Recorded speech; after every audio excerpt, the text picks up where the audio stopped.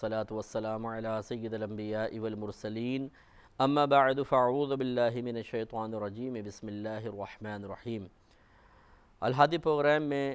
ویسے تو عدت کا موضوع ہمارا چل رہا تھا، لیکن پچھلے پروگرام میں ایک آیت میں جو آخر میں اللہ تبارک و تعالیٰ نے ارشاد فرمایا کہ فَإِذَا بَلَغْنَا أَجَلَهُنَّ، پھر یہ جو بیوہ عورتیں ہیں اپنی مدت کے اختتام تک پہنچ جائیں تو فلا جناح علیکم فیما فعلنا فی انفسہن بالمعروف، تو اے لڑکی کے گھر والوں یعنی جو اولیاء ہوتے ہیں ان کو مخاطب کر کے اللہ نے فرمایا کہ تم پر اس بارے میں کوئی گناہ نہیں کہ یہ بچیاں اگر شریعت کے موافق اپنے بارے میں کوئی فیصلہ کریں، یعنی اگر اپنے بارے میں کوئی فیصلہ کرتی ہیں تو اس پر عمل کرنے میں تمہیں کوئی گناہ نہیں ہے، ان کو اختیار دیا گیا۔ تو چونکہ یہاں مؤنث کے صیغے ہیں اور اللہ تبارک و تعالیٰ نے اپنی ذات کے بارے میں فیصلہ کرنے کو لڑکی کی طرف ہی منسوب کر دیا ہے، اس سے معلوم ہوا کہ عورت کو مجبور محض سمجھنا، اسے گائے بھینس کی طرح یا بکری کی طرح سمجھنا کہ جس کھونٹے سے چاہے باندھ دے ہمیں اجازت ہے، یہ شریعت اس کو پسند نہیں کرتی ہے۔ اور میں نے پچھلے پروگرام میں فریقین کو سمجھانے کی کوشش کی ہے کہ بچیوں کو چاہیے کہ اپنے ماں باپ کی عزت کا، اپنے بھائیوں کی، اپنے والد کی عزت کا لحاظ کریں، ایسا کوئی قدم نہ اٹھائیں کہ ان کے سر شرم سے جھک جائیں، ان کی دل آزاری ہو، ان کو تکلیف ہو۔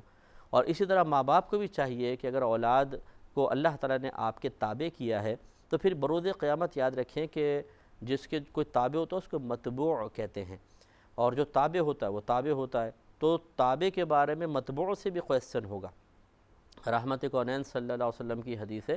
سرکار نے ارشاد فرمایا کہ ہر شخص حاکم ہے، اس شخص سے اس کی رعایا کے بارے میں سوال کیا جائے گا۔ مرد اپنے گھر کا حاکم ہے، اس سے اس کی رعایا کے بارے میں سوال ہوگا۔ عورت اپنے گھر کی حاکمہ ہے، اس سے اس کے گھر کے بارے میں سوال ہوگا۔ اسی طریقے سے ارشاد فرمایا کہ جو بادشاہ حاکم ہے اس سے اس کی جو عوام الناس ہے اس کے بارے میں کوسچن ہوگا۔ تو خلاصہ کلام یہ ہے کہ یہ ماں باپ کا سمجھنا کہ ہم بچوں کے حق میں جو فیصلہ کریں اس میں اخروی لحاظ سے ہماری کوئی گرفت کا پہلو نہیں ہے، یہ غلط ہے۔ اللہ تعالیٰ نے آپ کو ماں باپ کا مقام عطا فرمایا، یہ اللہ کا دیا ہوا ہے، آپ کا کمال نہیں ہے، تو پھر اس اللہ تعالیٰ کے دیے گئے عطیے کو اگر غلط استعمال کریں گے تو اس پر گرفت بھی ہو سکتی ہے۔ اور تو یہ معلوم یہ ہوا کہ بعض اوقات ماں باپ یہ سمجھتے ہیں کہ ہم اپنی اولاد کے حق میں جو بھی فیصلہ کریں ہمیں اس کا اختیار دیا گیا ہے اور ہمارے لیے آخرت میں اس غلط فیصلے پر بھی گرفت کے کوئی امکانات نہیں ہیں، حالانکہ یہ غلط ہے۔ جا بجا اللہ تبارک و تعالیٰ اور اس کے رسول کریم صلی اللہ علیہ وسلم نے حقوق اور فرائض کی ترغیب دی ہے کہ حقوق ادا کریں، فرائض ادا کریں، اپنے حق کو پہچانیں، اپنے فرض کو پہچانیں، اور اسی طرح ظلم کی مذمت بیان فرمائیں کہ کسی پہ ظلم نہ کریں۔ تو اس طرح جیسے میں نے مثال دی تھی کہ میں نے بچیوں کو دیکھیں پہلے ابھی ترغیب دی ہے کہ بچیوں کو چاہیے کہ اپنے ماں باپ کی اطاعت کریں، لیکن ماں باپ کو بھی تو دیکھنا چاہیے کہ بچی کا ذہن کیسا ہے۔ ایک رشتہ آپ کے پاس آیا ہے جو بڑا پیسے والا لڑکا ہے، بہت اچھا کماتا ہے، سب کچھ ہے، اور ایک ایسا ہے رشتہ آیا ہے جو کم پیسے کماتا ہے اور چھوٹا سا گھر ہے، لیکن بچی کا دل اسی کی طرف مائل ہے۔ اب یہ زبردستی کرنا کہ نہیں تم اپنا دل اس طرف مائل کر لو، بس پیسے والے کی طرف۔ زندگی بچی نے گزارنی ہے یا آپ نے گزارنی ہے؟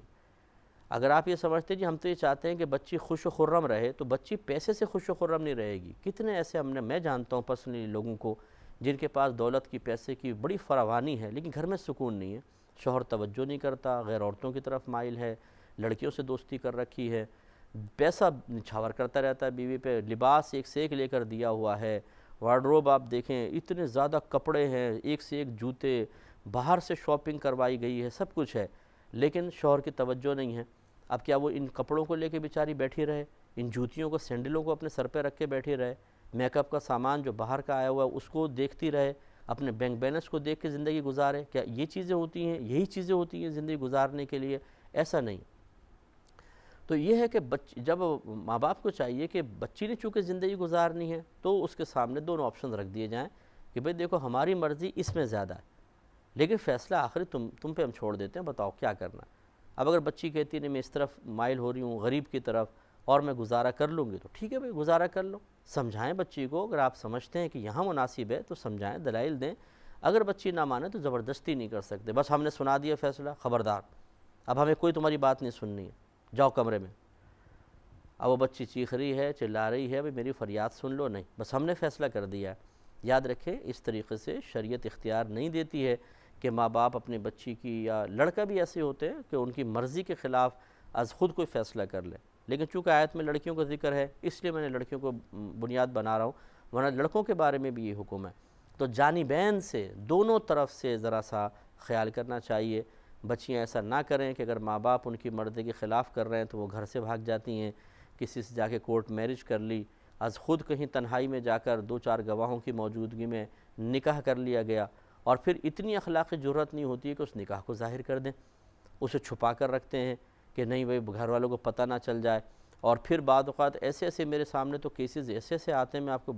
کیا بتاؤں بس، کہ یہ نادان قدم اٹھا کر اور پھر مطلب حالات سے لڑنا جانتے نہیں ہیں، شادی کر لی، لڑکا لڑکی کی شادی ہو گئی،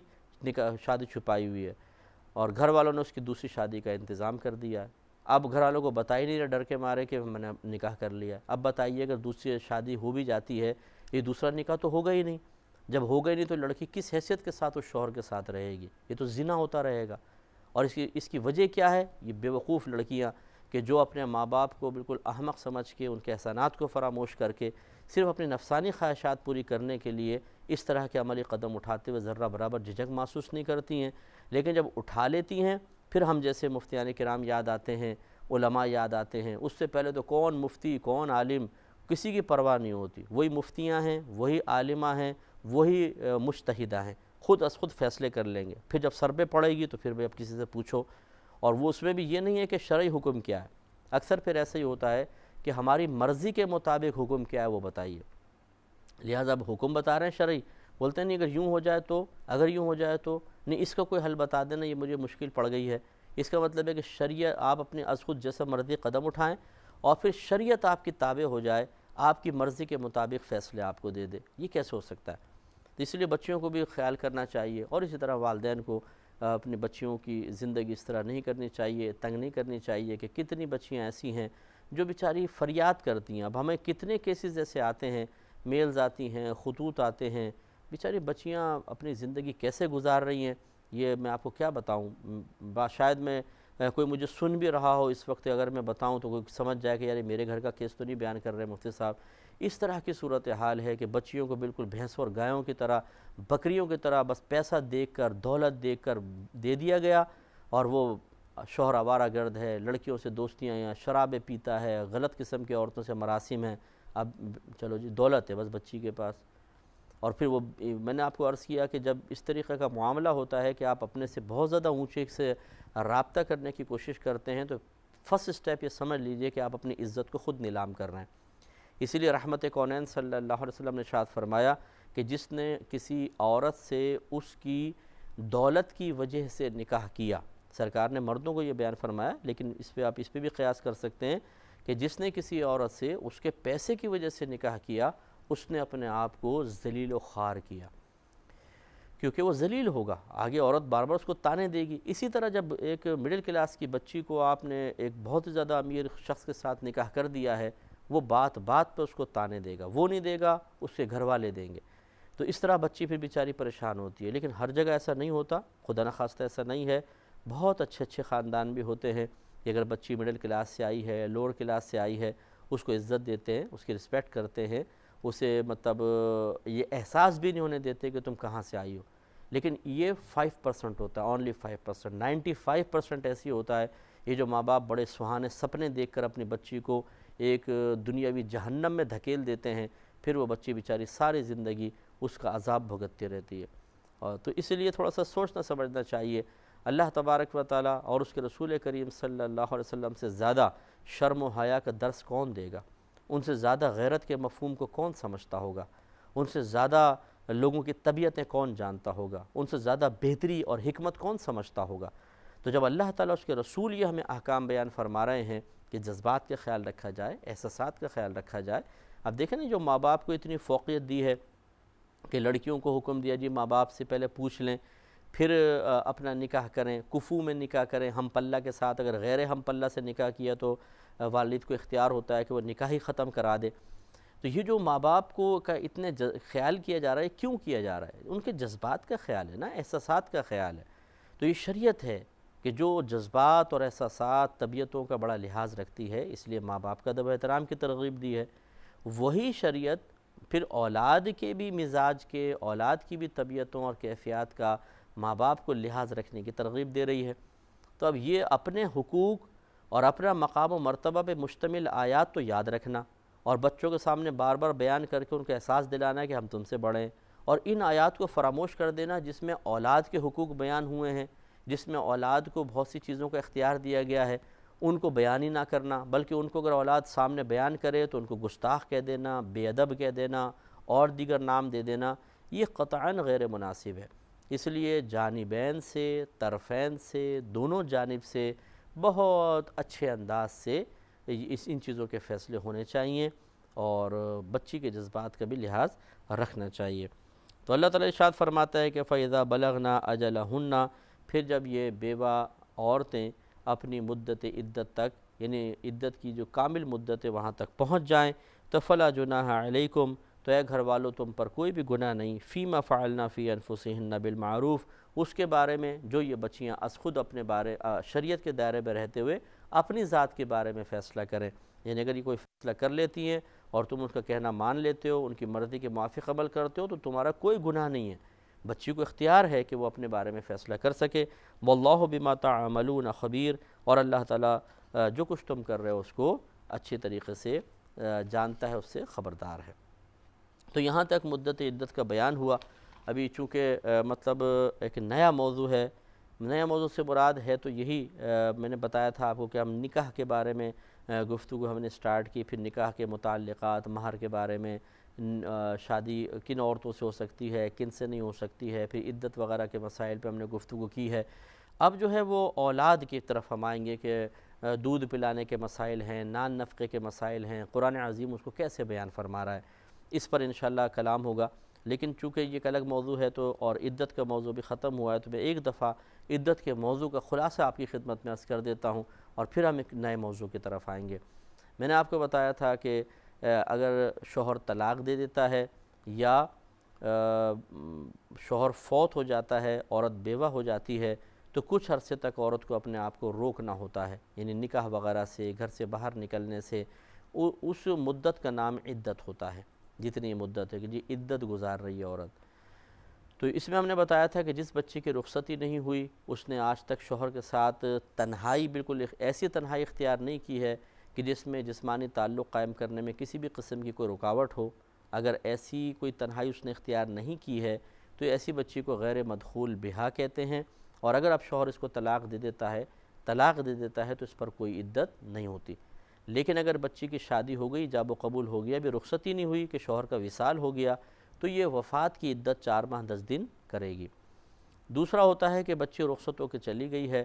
اب اگر شوہر نے طلاق دی ہے، پہلے ہم طلاق کا لے لیتے ہیں، تو ایسی جو بچی جو رخصت ہو چکی ہوتی ہے اور شوہر کے ساتھ تنہائی مل جاتی ہے، اسے کہتے ہیں مدخول بہا۔ پہلی ہے غیر مدخول بہا، اور یہ تھی مدخول بہا۔ مدخول بہا عورت کو اگر طلاق دے دی جاتی ہے تو سب سے پہلے دیکھا جاتا ہے کہ وہ حاملہ ہے یا غیر حاملہ۔ اگر حاملہ ہے تو اس کی مدت عدت یہ ہے کہ جب تک بچہ پیدا نہیں ہوگا وہ عدت میں رہے گی،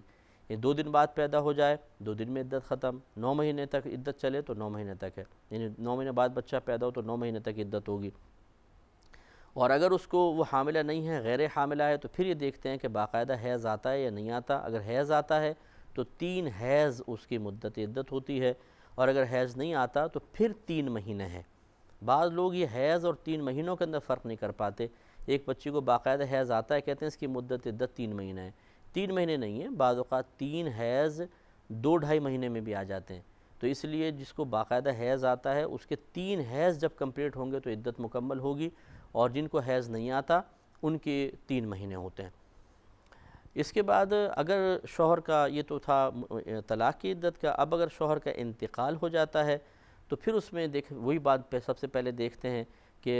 کیا اس اور لڑکی کی رخصتی کا مسئلہ تو میں نے بتا ہی دیا کہ رخصتی ہو یا نہ ہو، وفات والی عدت سب کے لیے ہوتی ہے، لیکن یہ ضرور دیکھا جاتا ہے اس میں کہ وہ حاملہ ہے یا غیر حاملہ ہے۔ اگر لڑکی حاملہ ہے، پیگننٹ ہے، تو وہی اس کا حکم ہوگا کہ جب تک بچہ پیدا نہیں ہوگا اسے شوہر کی عدت گزارنی ہوگی، اور اگر پیگننٹ نہیں ہے تو پھر 4 ماہ 10 دن عدت ہوتی ہے۔ یہ ذہن میں رکھ لیں اچھی طریقے سے، میں نے ایک دفعہ پھر خلاصہ عرض کر دیا ہے۔ اور یہ یاد رکھیں کہ جب شوہر فوت ہو جاتا ہے تو عورت پر سوگ منانا واجب ہوتا ہے، کیونکہ شوہر ایک اللہ تبارک و تعالیٰ کی نعمت ہے۔ چاہے کوئی عورت اپنے شوہر کو نعمت نہ سمجھے، اس کی حرکتوں کی وجہ سے کہہ لیں آپ، کہ جیسے بعض اوقات چرسی ہوتے ہیں، موالی ہوتے ہیں، شراب پینے والے ہوتے ہیں اور الٹی سیدھی حرکتیں، گناہ کرنے والے اعلانیہ طور پر، گھر والوں کا حقوق ادا نہیں کرتے، کچھ نہیں، لیکن پھر بھی وہ ایک نعمت ضرور ہے کہ اس سے عورت کو ایک بہرحال تحفظ کا احساس رہتا ہے۔ اللہ نے بہرحال اس کو عورت کے لیے ایک نعمت قرار دیا ہے۔ یہی وجہ ہے کہ ایسا شخص بھی فوت ہو جائے تو 4 ماہ 10 دن تک عورت کو عدت گزارنی پڑتی ہے۔ تو یہ جو بہنیں بیوہ ہو جاتی ہیں تو انہیں 4 ماہ 10 دن تک سوگ منانا ہوتا ہے، اور سوگ کی تعریف ہی یہ ہے اظہار غم، کہ وہ غم منائیں، یعنی کوئی زینت کی چیز استعمال نہ کریں، سر میں تیل نہ لگائیں، سرما وغیرہ نہ لگائیں، بھڑکتے ہوئے کپڑے نہ پہنیں۔ ہاں اگر کسی بہن کو آنکھوں میں تکلیف ہے اور سرما لگانے سے وہ تکلیف ختم ہوتی ہے تو لگا سکتی ہیں۔ اسی طریقے سے بعض بہنیں تیل لگانے کی عادی ہوتی ہیں، اگر 4 ماہ 10 دن تک تیل نہ لگائیں تو ان کا حشر خراب ہو جاتا ہے، خشکی بہت ہو جاتی ہے، تو بغیر خوشبو والا تیل استعمال کر سکتی ہیں۔ اور اسی طریقے سے بعض مخصوص کپڑے ہوتے ہیں کہ اگر وہ پہنیں تو اس سے تکلیف ہوتی ہے، جسم میں الرجک وغیرہ ہو جاتی ہے، الرجی ہو جاتی ہے، اور اگر دوسرے مخصوص پہنیں تو اس سے نہیں ہوتی، جسے بعضوں کو ریشم کے کپڑے سے نہیں ہوتی ہے اور دیگر کسی کپڑے سے ہو جاتی ہے، تو اگر وہ ریشمی کپڑا پہنتی ہیں، لیکن وہی میں نے کہا کہ بھڑکیلا سا نہ ہو، پرانا ریشم کہیں سے لے لیں، اس کا بنا کے پہن لیں، لیکن یہ ایک علاج کی مسئلہ ہے کہ عورت کو اس کا اختیار دیا ہے، تو وہ اس طرح ہر قسم کی زینت کو ترک کرے گی۔ لیکن یہ بعض لوگ سمجھتے ہیں کہ جی پوچھتے ہیں جی پردہ کیا اب اس کو کرنا ہوگا، وہ ٹیلی فون پہ کسی سے بات نہیں کر سکتی، کوئی ٹی وی پروگرام نہیں دیکھ سکتی، تو بھائی مسئلہ یہ ہے کہ جو پہلے احکام تھے وہ تقریباً ویسے ہی رہتے ہیں، جن سے پہلے پردہ واجب تھا اب بھی واجب رہے گا، جن سے نہیں تھا اب بھی نہیں رہے گا۔ وہ ٹیلی فون پہ بات بھی کر سکتی ہیں، ٹیلی ویژن پہ کوئی پروگرام اگر آ رہا ہو وہ اور صحیح پروگرام ہو اس کو دیکھ بھی سکتی ہیں۔ باہر نکلنے کا بھی مسئلہ یہ ہوتا ہے کہ ایسی خواتین باہر نہیں جا سکتی ہیں، لیکن میں نے آپ کو سمجھایا تھا کہ اگر کوئی بہن مجبور ہیں، مثال کے طور پر وہ بیوہ تو ہو گئی ہیں اور ان کا کوئی کمانے والا نہیں ہے، نان نفقہ دینے والا کوئی نہیں ہے، کوئی ایسا مال بھی نہیں ہے جس کو تسلسل سے بیچ کر 4 ماہ 10 دن تک آرام سے وہ عدت گزار سکیں، تو پھر ایسی یہ مجبوری کی صورت ہے۔ اب اگر ان کو کوئی نوکری ملتی ہے، اگر وہ گھر پہ کوئی کام کر سکے تو نور علی نور ہے، نہیں مل سکتا گھر پہ کام تو باہر بھی وہ جا سکتی ہیں، لیکن یاد رکھیں جو عورتوں میں غلط مشہور ہے کہ جی گھر سے باہر قدم نکال لیا تو عدت ختم ہو گئی، ایسا نہیں ہوتا ہے۔ عدت ختم ہوتی ہے مدت کے پورا ہو جانے کے بعد، لہذا اگر کوئی بہن نوکری پہ جاتی ہیں، فقہا نے ضرور فرمایا کہ مغرب سے پہلے کوشش کریں کہ گھر واپس آ جائیں، تو حتی الامکانی اس کی رعایت کرنی چاہیے۔ تو اگر یہ بہن باہر نکل جاتی ہیں تو اس کا مطلب یہ نہیں ہے کہ ان کی عدت ختم ہو گئی، یہ گئیں واپس آئیں، ابھی عدت چل رہی ہے، 4 ماہ 10 دن تک چلتی رہے گی، لیکن کوشش یہ کرنی چاہیے کہ اس دوران بھی بالکل زینت وغیرہ ترک کر کے رکھیں اور حتی الامکان کچھ اور چیز اختیار نہ کریں۔ ہاں اب دوسری صورتحال یہ ہے کہ جیسے علاج وغیرہ کا معاملہ ہوتا ہے کہ بعض ایسے ہوتے ہیں ٹیسٹ وغیرہ کروانے ہیں، ڈاکٹر آ نہیں سکتا ہے، یا آ بھی جائے تو ٹیسٹ نہیں ہو سکتے یہاں پہ گھر پہ، تو اس کے لیے بھی عورت جا سکتی ہے۔ ایسے اگر کوئی بہن پہلے ہی جاب کر رہی تھیں اور ان کو یہ خوف ہے اور ضرورت بھی ہے جاب ان کی، اور یہ خوف ہے کہ اگر میں 4 ماہ 10 دن تک رکوں گی چھٹی بھی نہیں ملے گی اور یہ جاب ہاتھ سے نکل جائے گی اور پھر دوبارہ ایسی تلاش کرنا میرے لیے بہت مشکل ہو جائے گا، ان کو بھی اجازت ہوتی ہے کہ وہ تھوڑا بہت اپنے کام پہ جا کر واپس آ جائیں اور ایک درخواست دے دیں کہ میری بیوی چل رہی ہے تو مجھے تھوڑی سی رعایت دے دی جائے اس طریقے سے۔ اسی طرح کوئی بہت بڑا مالی نقصان کا اندیشہ ہو تو اس کے لیے بھی جا سکتی ہیں، یوں ہی کوئی گواہی وغیرہ دینی ہے کورٹ میں جیسے کیسز چل رہے ہوتے ہیں اس کے لیے بھی نکل سکتی ہیں۔ اللہ تبارک و تعالیٰ سے دعا ہے کہ رب کریم جو کچھ سنا اس پر عمل پیرا ہونے کی، یاد رکھنے کی توفیق عطا فرمائے، آمین۔ وآخر دعوانا ان الحمد للہ رب العالمین۔